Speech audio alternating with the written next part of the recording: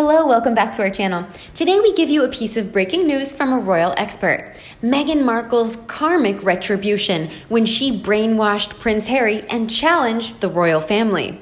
Meghan up close. The British royal family has been more than accommodating to her at every turn. It's just that Meghan hates the rules, protocols, dress code, hierarchy, standards, and policy. She wanted to be known as a trailblazer who modernized the monarchy. Unfortunately, all those things are put in place for a reason, and she has Her Majesty the Queen Elizabeth II to contend with. When she did not get her own way, she started being resentful and showed her true colors to the world as early as prior to the wedding. Duchess Catherine was in the same position 10 years ago, but she never asked for special treatment. She chose to stay quiet and be dignified when the press was being horrible to her. From weighty Katie, lazy Katie, without class and commoner Katie, family of coal miners Katie, very skinny, probably having an eating disorder Katie, mommy-shamed Katie. It was relentless. Kate's batshit crazy look. But instead of whining and complaining, she rose up to the challenge. She asked for guidance and worked hard to make things the British royal family way. After all, the firm is a brand for 1,000+ years. She asked for lessons, coaching, and did not fight the system. Instead, she assimilated herself into the British royal family, and she won them over, including the naysayers and the horrible press. Now they praise her for her hard work, dedication, and diligence in carrying out her duty. She always shows up, ready, smiling, poised, and made looking good her trademark. She's now considered an asset and beloved member of the British royal family. Both Duchess Cambridge and Sussex came on equal footing getting into the British royal family. Both are commoners and educated. One persevered because her intentions were good and she has no other agenda. All she wanted was to be with the love of her life and to make her husband happy and content. She also strived to be a good mother to their 3 children. She always let William shine wherever they go and let the focus be on him, not her. She's genuinely happy and thriving being with William, a future Princess of Wales, future Queen Consort, and Queen Mother. Another one caused so much havoc, dissension, problems, screaming racism when there wasn't any. All she had to do was perform her respective duty and behave. But she wanted the fame and all the attention to herself. She found the rules suffocating and dragged Harry with her and quit the royal family in 18 months. She wanted to cash in on the Sussex royal brand and be an instant billionaire in her mind, but we all know what happened to that brand. Meghan is actually showing that she never had good intentions from the start, nor does she love Harry the way he deserves to be loved. Now, she got what she wanted. She is no more famous than Harry, albeit on the pariah side. Harry is reduced to 1 letter and barely seen smiling, and just used as a prop beside Meghan. Harry is no longer the most popular royal. He's now the laughingstock everywhere. Another royal expert expressed this opinion. What are some examples of hypocrisy you've seen from Meghan Markle since she moved to the US, if any? Harry and Meghan left the Cotswolds and Frogmore in favor of living somewhere more private. In Los Angeles, they moved to actor and producer Tyler Perry's house. Living in the home of one of the wealthiest actor-producers in the world in Los Angeles doesn't look like a privacy move to me. Privacy from press intrusion. They have filed several lawsuits against the press for privacy intrusion. The one thing that all the lawsuits they've been working through have in common is that they all seem to be about protecting the couple's privacy. Other lawsuits concern the fact that tabloids have published private info about Markle, including a letter from her father. Meghan collaborated with the press and was admonished for it by the judge in the Mail on Sunday trial. Mr. Justice Warby said there was evidence that Meghan's side had briefed the press about the initial application to stop her friends from being publicly named during the high court case.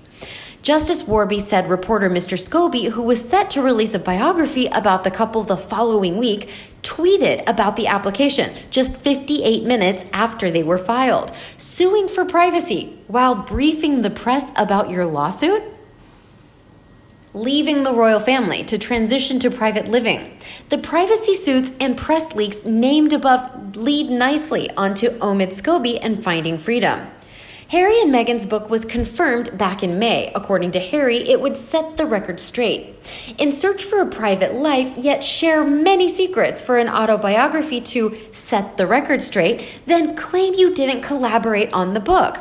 Is that 3 counts of hypocrisy? What about financial independence? The Guardian. Harry's arrival on Vancouver Island came just days after the couple reached an agreement with the Queen that will result in them leaving official royal duties for a financially independent future. From Vanity Fair, May 26, 2020, Charles took over the security costs because Meghan and Harry wouldn't otherwise be able to cover the expense. They had fully expected that British taxpayers would continue to foot the bill for their protection, a source told the newspaper. But then the rug was pulled from under their feet, and they had to ask Prince Charles to step in. The mystery of Meghan and Harry's security has been solved. Let's assume they bought their Montecito home by themselves, of which there are mixed reports. They bought a house so big that they can't also afford their security? Question: big house or financial independence? And finally, charitable endeavors with your photographer in tow at Baby to Baby last week in Los Angeles. Did these environmentalists arrive by private plane or just use their gas guzzler? A charity event with a photographer, a couple seeking privacy, plus 3 more hypocrisy counts. After all, big energy and water-guzzling house in Montecito for these eco-warriors who don't seem to be eco-warriors anymore, seeking privacy while retaining a substantial PR machine. Meghan, I won't go to America while Trump is president. Where did they just buy a house? California, USA. Did Meghan Markle and Prince Harry really use the Baby to Baby event as a PR photo op, commissioning their own photographer to ensure publicity-ready photos while they volunteered? Who is the photographer? Is this true? Usually there's a copyright stamp at the bottom of photographs. Someone online was able to find him on LinkedIn. It's obvious what they're up to. Look at the photos. 3 photos with rather clean, new cars. Harry and Meghan both wearing lighter colored tops while the actual volunteers all wore black tees. That is odd, right? Harry and Meghan's PR team asked for them to be part of the event last minute. Then there was Meghan merching a mask that just so happens to show up on Meghan's mirror the same day. How odd.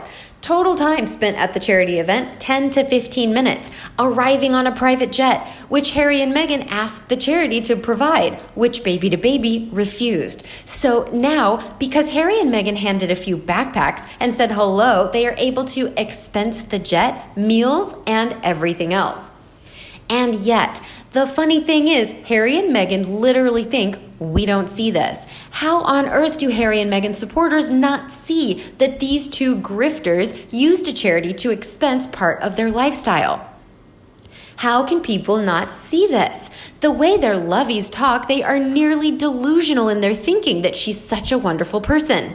I used to try to engage with them on here, but one by one I had to block them because they are just so naive and so off in their thinking.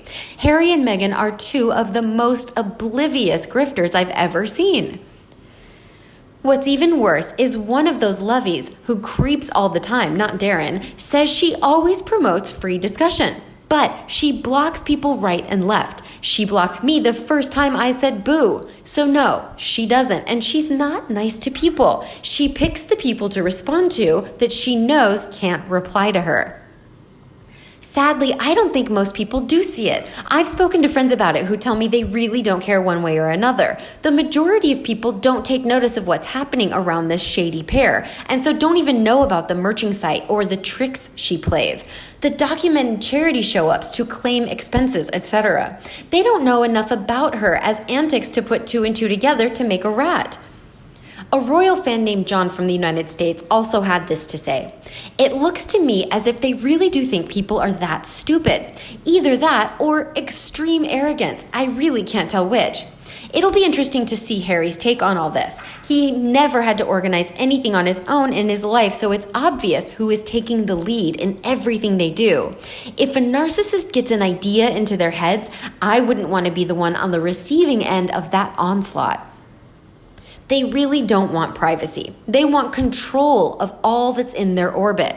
As the Sussexes stated, people can be trained to behave in a certain manner. Does that mean trained in what to say, how to act, what to believe, or who to like? They want to write the narrative and dictate how to respond to them and about them.